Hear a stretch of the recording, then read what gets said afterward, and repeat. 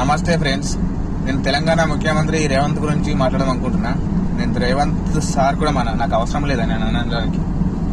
ఆయన ముఖ్యమంత్రి స్థాయిలో ఉండి కూడా ముఖ్యమంత్రి చేసే పనులు ఒక్కటి చేయట్లేదు కాబట్టి నేను గౌరవించాల్సిన అవసరం నాకు అనిపించడం లేదు.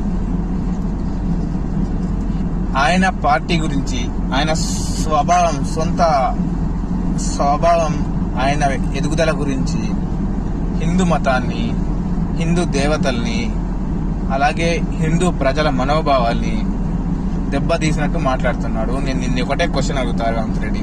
ఓకే, నువ్వు ఏమన్నావు? హిందువుల కోసం హనుమంతుడు ఉన్నాడు, పెళ్లి చేసుకునే వాళ్ళ కోసం, పైసల కోసం లక్ష్మి ఉంది, లేదనుకున్న వారికి సోమవారం నాడు శివుడు ఉన్నాడు, ఇలా రకరకాలుగా మాట్లాడినావు కదా.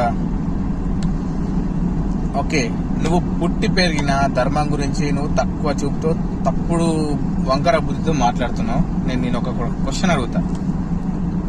నేను నీ ఇంట్లో ఆడవాళ్ళని కామెంట్ చేయాలని, ఇంట్లో ఆడవాళ్ళని ఇలా అనాలని నాకు లేదు. బట్ నేను మాట్లాడాలి. నేను మాట్లాడితే నీకు ఆ బాధ అర్థమవుతుంది.